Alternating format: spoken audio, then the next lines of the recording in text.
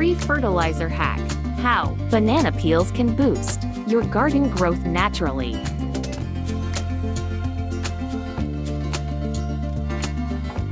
The NPK value for banana skins is 0.6 to 0.4 to 11.5, but this is the value for dried banana skins since all of the above values are calculated on a dry weight basis. The NPK of fresh banana peels is 1/5 of that, making an NPK of 0.1 to 0.1 to 2.3. Cut banana peels into small pieces and place them in a large bowl or jar. Cover the peels with water, aiming for a 1:2 water to peels ratio. Let the mixture sit at room temperature. For 2 to 3 days, strain the soaked banana peels from the water. Discard the used peels or use them in compost.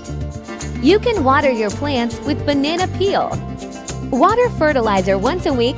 Many plants require watering once a week, so you can use compost tea during each hydration session. However, if your plants need a drink more often in the summer, stick to only using banana water once a week.